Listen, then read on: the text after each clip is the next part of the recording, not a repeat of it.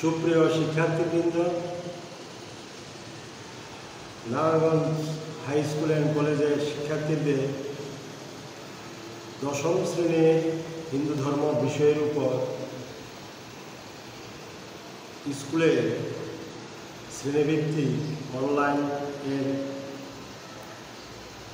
দেওয়া ক্লাসগুলোতে অংশগ্রহণের জন্য ছাত্রদের আহ্বান করছি। যথাসময়ে তোমরা প্রস্তুত হও।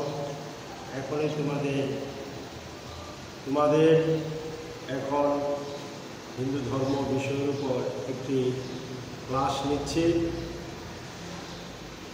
অধ্যায় চতুর্থ, পাঠ শিরোনাম হিন্দু ধর্মের সংস্কার। হিন্দু ধর্মের সংস্কার। প্রথমে হিন্দু ধর্মের বিষয়টি রয়েছে হিন্দু ধর্ম কি। হিন্দু ধর্ম কি? ধর্ম হল যে কাজ করলে মানুষের মঙ্গল বা কল্যাণ হয়, তাই ধর্ম। আর হিন্দু ধর্ম, হিন্দু শব্দের অর্থ হচ্ছে যারা বেদে বিশ্বাসী, একেশ্বরবাদে বিশ্বাসী, জন্মান্তরবাদে বিশ্বাসী, তারাই হিন্দু। যারা পূজা অর্চনায় বিশ্বাসী এবং এক ঈশ্বরে বিশ্বাসী, তারাই হিন্দু। তাহলে তাদের জন্ম থেকে মৃত্যুর পূর্ব পর্যন্ত যে সকল মাঙ্গলিক কাজ করা হয়ে থাকে হিন্দু ধর্মের বিধিবিধান অনুযায়ী, সেগুলোকে বলা হয় মাঙ্গলিক ক্রিয়া বা সংস্কার। জীবনকে সুন্দর ও কল্যাণময় করে গড়ে তোলার জন্য প্রাচীন ঋষিরা ধর্মীয় আচার আচরণ ও মাঙ্গলিক কর্মের নির্দেশ দিয়েছেন। সেইগুলো হিন্দু শাস্ত্র অনুযায়ী সমগ্র জীবনে যে সকল মাঙ্গলিক কাজ করা হয়ে থাকে সেগুলি হচ্ছে সংস্কার বা মাঙ্গলিক কর্ম। চতুর্থতে আজ সেই বিষয়টি নিয়ে কিছুটা আলোচনা করব। সুপ্রিয় শিক্ষার্থীবৃন্দ, সংস্কার কি? সংস্কার বলতে যে কথাটি আমি বলেছি, মাঙ্গলিক কর্ম, জন্ম থেকে মৃত্যুর পূর্ব পর্যন্ত যে সকল কাজ করা হয়ে থাকে। আচ্ছা, এখানে প্রথমে সংস্কার হলো 10টি। সংস্কার হলো 10টি। তোমাদের বইয়ে যদিও 10টির কথা উল্লেখ নাই, এখানে অপ্রচলিত কতগুলো সংস্কার রয়েছে, সেগুলিও এই সংস্কারের অন্তর্ভুক্ত। তোমাদের বইয়ের যে বিস্তারিত বিষয়গুলো বর্ণনা করা হয়নি, আমি সংক্ষেপে সেগুলো আলোকপাত করছি। প্রথমে জাতকর্ম। জাতকর্ম কি? জন্মের পর যে সকল অনুষ্ঠান মাঙ্গলিক ক্রিয়া বা কাজ করা হয়ে থাকে, যেমন জন্মের পর পিতা তার সন্তানকে জপ, যষ্টিমধু ও বৃদ্ধ দ্বারা সন্তানের জিহ্বা স্পর্শ করানো হয় যে অনুষ্ঠানে, সেই অনুষ্ঠানকে জাতকর্ম বলা হয়। নামকরণ, সন্তান ভূমিষ্ঠ হওয়ার পর দশম, একাদশ, দ্বাদশ বা শততম দিবসে যে অনুষ্ঠানটি করা হয় সেই অনুষ্ঠানটির নাম নামকরণ অনুষ্ঠান। অন্নপ্রাশন। অন্নপ্রাশন পুত্রের ষষ্ঠ এবং কন্যার পঞ্চম ও অষ্টম মাসে, অষ্টম বা দশম মাসে যে অন্নভোজনে যে অনুষ্ঠানটি করা হয় সেটি হলো অন্নপ্রাশন। তারপরে রয়েছে সমাবর্তন। সমাবর্তন হলো গুরুগৃহে শিক্ষার জন্য গুরুগৃহ থেকে সার্টিফিকেট বা সনদ প্রদান অনুষ্ঠান, যে অনুষ্ঠানটি হয়ে থাকে সনদ প্রদানের জন্য, সেই অনুষ্ঠানটিকে বলা হয় সমাবর্তন অনুষ্ঠান। তারপরে রয়েছে বিবাহ। বিবাহ, এই 10টি সংস্কারের মধ্যে বিবাহ অনুষ্ঠানটি শ্রেষ্ঠ। বিবাহ, তোমাদের পুস্তকে একটি এই বিষয়ে মন্ত্র রয়েছে, যদি তং হৃদয়ং তব তদস্তু হৃদয়ং মম, যদি তং হৃদয়ং মম তদস্তু হৃদয়ং তব। অর্থাৎ তোমার হৃদয় আমার হোক, আমার হৃদয় তোমার হোক। সেই বিবাহ বন্ধনে, বিবাহের দিনে স্বামী স্ত্রী, স্ত্রী স্বামীকে এই অঙ্গীকারাবদ্ধ হয়ে থাকে। স্বামী তার স্ত্রীর ভরণ পোষণ সহ তার হৃদয় এক অভিন্ন হিসাবে তারা অঙ্গীকারবদ্ধ থাকে। তারপরে রয়েছে গর্ভাধান। শুভলগ্নে সন্তান জন্মদানের লক্ষ্যে মাঙ্গলিক যে অনুষ্ঠানটি করা হয়ে থাকে সেটি হলো গর্ভাধান। পুংসবন। পুংসবন মানে পুত্র সন্তান কামনা করে যে মাঙ্গলিক কাজ বা অনুষ্ঠান করা হয়ে থাকে সেটিকে পুংসবন বলা হয়। সীমন্তোন্নয়ন, গর্ভধারণের পর ষষ্ঠ ও অষ্টম মাসে যে সংস্কারটি করা হয়ে থাকে সেটি হলো সীমন্তোন্নয়ন। এরপর রয়েছে চূড়াকরণ। গর্ভ অবস্থায় সন্তানের মস্তকে যে কেশ উৎপন্ন হয় তা সেই অনুষ্ঠানটি মাঙ্গলিক যে অনুষ্ঠানটি করা হয়ে থাকে সেই অনুষ্ঠানটির নাম চূড়াকরণ। তারপরে উপনয়ন। উপনয়ন শব্দের অর্থ হলো যে পৈতাধান।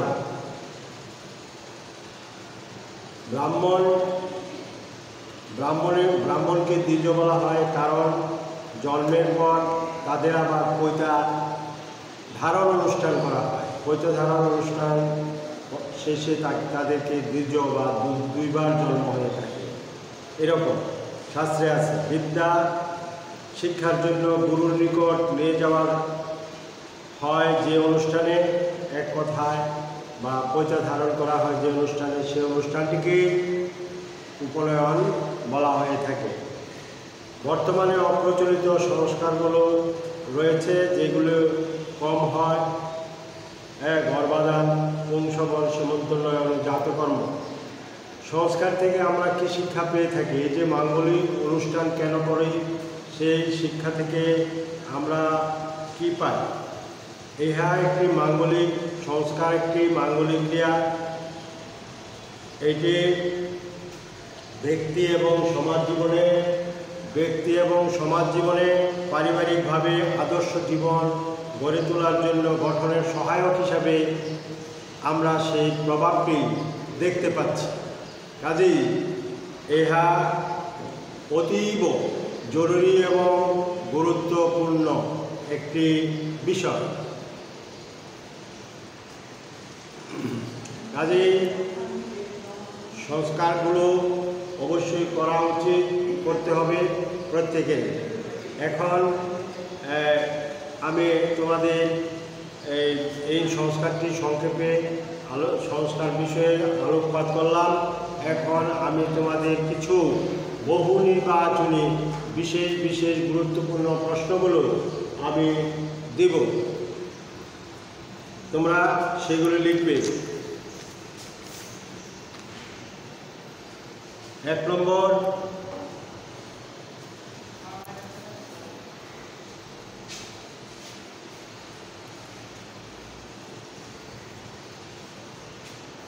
হলো সংস্কার কোন জাতীয় ক্রিয়া?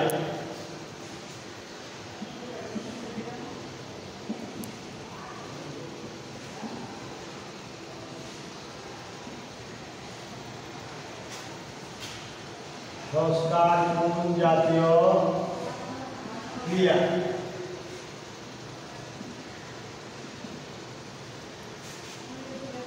ক মাঙ্গলিক ক্রিয়া,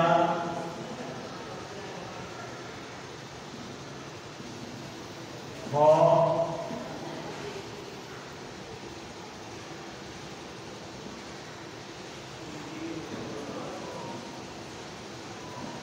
সহ ক্রিয়া গ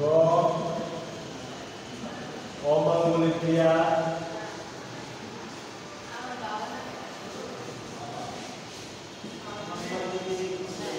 ঘ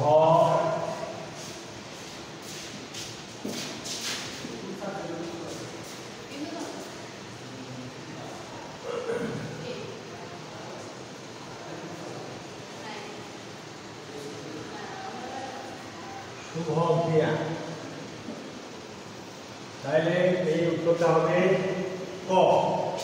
এবার 2 নম্বরের প্রশ্ন, পুত্রের অন্নপ্রাশন কত মাসে হয়ে থাকে? পুত্রের অন্নপ্রাশন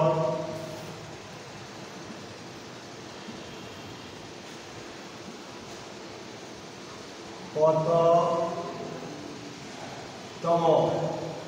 মাসে হয়ে থাকে?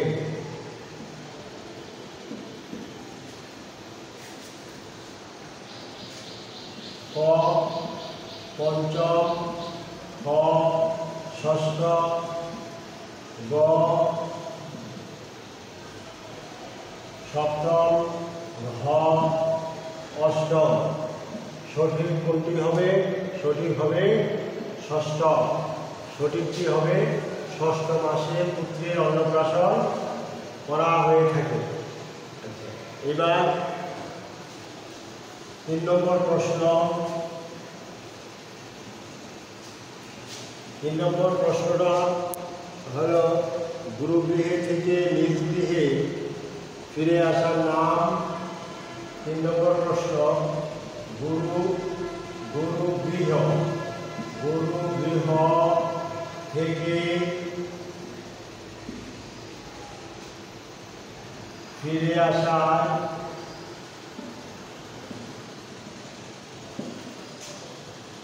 সময়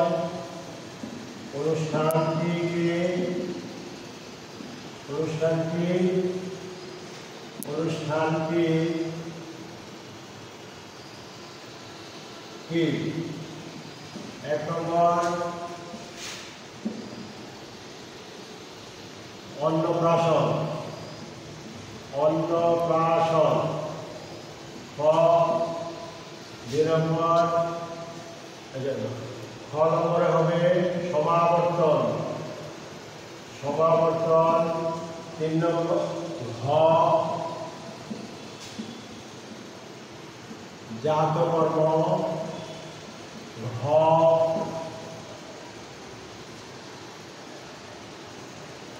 সীমন্তোন্নয়ন।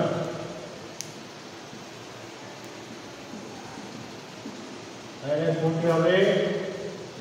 খ নম্বর হবে, যে গুরুগৃহ থেকে ফিরে আসার সময় যে অনুষ্ঠানটি করা হয় সেটি কিন্তু শরৎ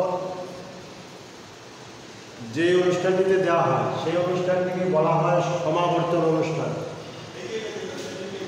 4 নম্বর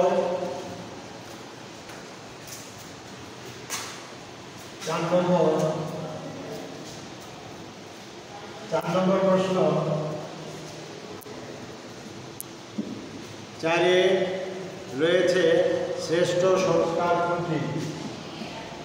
শ্রেষ্ঠ সংস্কার কোনটি? ক বিবাহ, খ অন্নপ্রাশন, গ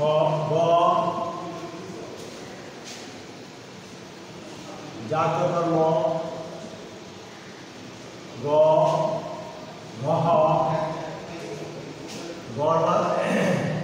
কৌশল।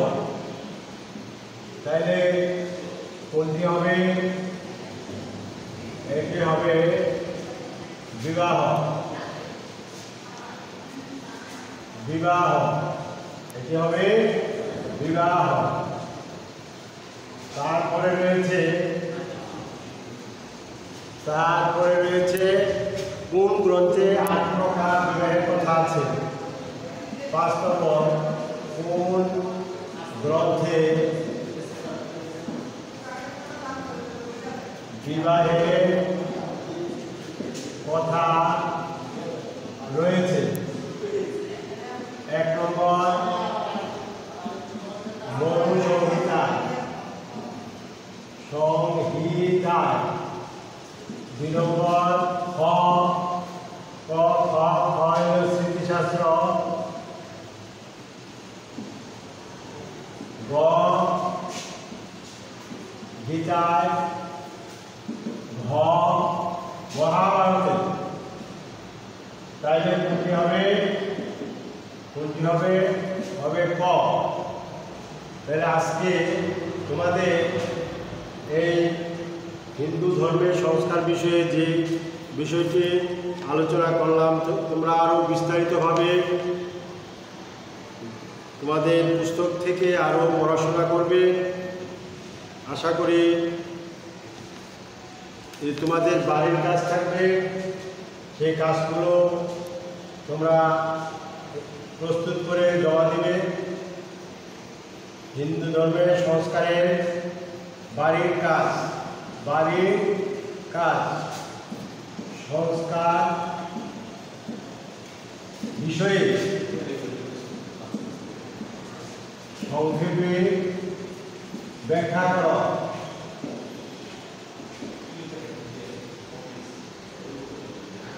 এটা থাকলো বাড়ির কাজ। সবাই ভালো থাকো, সুস্থ থাকো, স্বাস্থ্যবিধি মেনে চলবে। সবাইকে ধন্যবাদ।